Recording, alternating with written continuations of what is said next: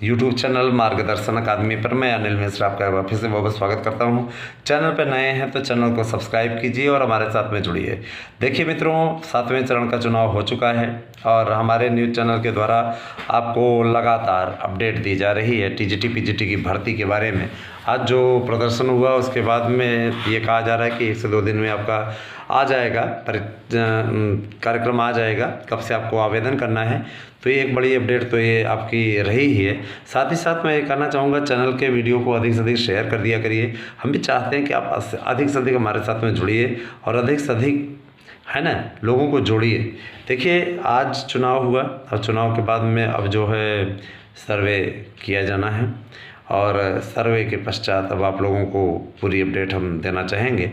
हमने जो पूरा सर्वे किया और तमाम जगहों पे हमारे संस्था से जुड़े हुए जो पत्रकार गए थे, उन्होंने विशेष कवरेज के साथ में पूरी रिपोर्टिंग की, बताया। विभिन्न चैनलों से भी जुड़े हुए हैं, संपर्क किया, सारी चीज़ें फीडबैक लिया, जाके गांव-गांव की खाक छाने। उसके बाद में उन्होंने जो पता करने का प्रयास किया वो काबिल तारीफ़ है मित्रों। सबसे बड़ी बात ये है कि आप ये सोच रहे हैं कौन आएगा सत्ता में, तो मैं ये बता देना चाहता हूँ कि सत्ता जनता जनार्दन तय करती है और काफ़ी अच्छी स्थिति इस बार रही है। दोनों दलों के बीच में बहुत कड़ा मुकाबला रहा है, संघर्ष वाला मुकाबला रहा है। तो मित्रों, मैं ज़रूर बता देना चाहता हूँ, मेरी इस बात को ज़रा सा गौर फरमाइएगा, देखिएगा, ध्यान दीजिएगा। देखिए, सत्ता के लिए दोनों दलों के बीच में मजबूती से लड़ाई हुई है। कहीं ना कहीं जो निगेटिव पॉइंट रहे हैं बीजेपी सरकार के लिए 5 साल सरकार चलाने के बाद, एंटी इनकम्बेंसी फैक्टर, सुबह सपा जैसे दलों का साथ छोड़ करके चले जाना, ठीक है, और ऐन वक्त पे पिछड़ों की उपेक्षा का आरोप लगना, कहीं ना कहीं कुछ बीजेपी को नुकसान पहुंचाया है। और ये जो सांड जो जाके खेत चर जा रहे हैं, किसान आंदोलन, इन सब ने बहुत नुकसान पहुंचाया बीजेपी को। लेकिन क्या भाजपा सत्ता से बाहर हो जाएगी और क्या स्थिति रहने वाली, पूरी वीडियो को देखिएगा, आपको ज़रूर इसमें आंकड़ा मिल जाएगा। मैं एक चीज़ स्पष्ट कर देना चाहता हूँ कि युवा वर्ग को कहीं ना कहीं अखिलेश कुछ मैसेज देने में सफल रहे, लेकिन बाद में फिर युवा वर्ग को दूसरे चरण के बाद में समझ में आया कि हो सकता है कि गोली ही दे रहे हों, जैसे 2012 में गोली दिए थे, है ना, उसी प्रकार की गोली दे रहे हों। हाँ, तो कुछ इसके बाद में ठिठका, है ना, ठिठका युवा वर्ग। उसके बाद में फिर युवा वर्ग पूर्वांचल जब पहुंचा तो पूर्वांचल में युवा वर्ग फिर से सपा की ओर मुड़ा। लेकिन कितना नुकसान हुआ वो हम आपको चर्चा द्वारा बताएंगे। मित्रों, मैं एक चीज़ बता देना चाहता हूँ कि जो सपा के पक्ष में रहा वो रहा पुरानी पेंशन बिल, पुराना पेंशन स्कीम लागू करेंगे। कर्मचारियों को विश्वास हो गया और कर्मचारियों ने काफ़ी वोट उनको दिया। लेकिन बहुत से कर्मचारियों का वर्ग ये भी था जो ये जानता है कि ये लॉलीपॉप है, ऐसा उसका कहना है कि लॉलीपॉप है, कुछ मिलने वाला नहीं है। पुरानी पेंशन स्कीम केंद्र सरकार के अधीन आती है तो राज्य सरकार उसको लागू नहीं कर सकती है, और कैसे लागू करेगी इस पर कोई तर्क वितर्क भी कोई चीज़ बता भी नहीं पा रहे हैं। इस पे बहुत से लोगों का ना कि सिर्फ ये लॉलीपॉप है, ऐसा होता तो 5 साल सत्ता में रहे पिछली बार, और फिर उसके बाद में इनके पिताजी भी रहे, पुरानी पेंशन स्कीम उसी समय बंद हुई थी, लागू कर देते, नहीं कर सकते थे इसीलिए नहीं लेकर कर पाए।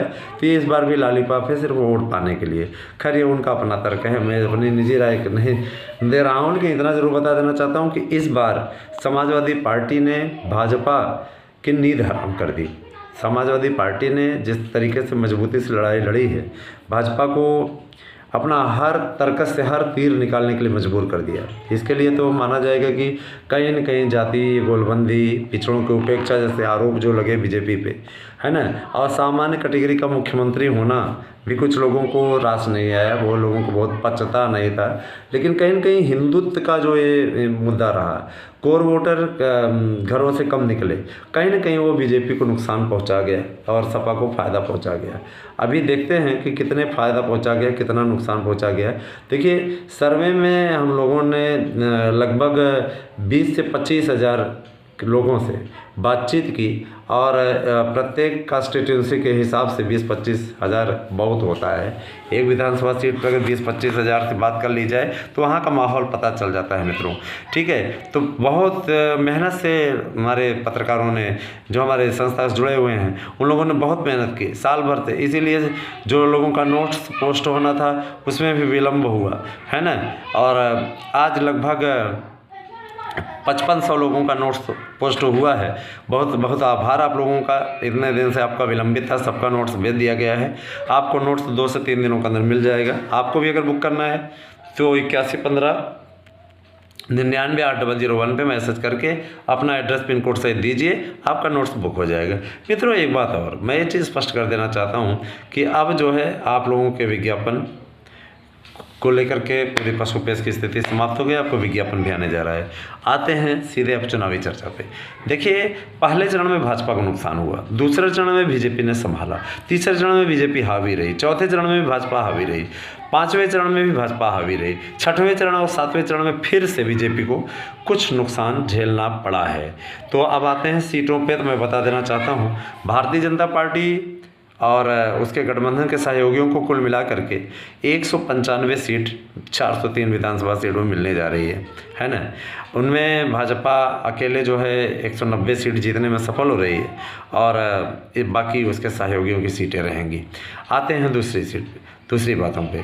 सबसे हमें प्रयागराज का जरूर बता देंगे। प्रयागराज में कम से कम भाजपा 8 सीट जीत रही है, 9वीं और 10वीं भी जीत सकती है, क्योंकि यहाँ पर उतना कोई दिक्कत नहीं है, काम बहुत हुआ है, इसके चलते अपने यहाँ की स्थिति बता रहे हैं।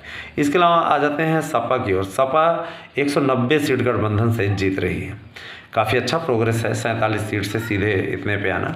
और इसके अलावा बसपा किंग मेकर बन सकती है, 15 सीटें बसपा जीतती हुई दिख रही है और 2 सीटें आदर्श को मिल सकती हैं। आदर्श में कांग्रेस भी हो सकती है और भी हो सकते हैं। तो यही स्थिति बन कर के आ रही है।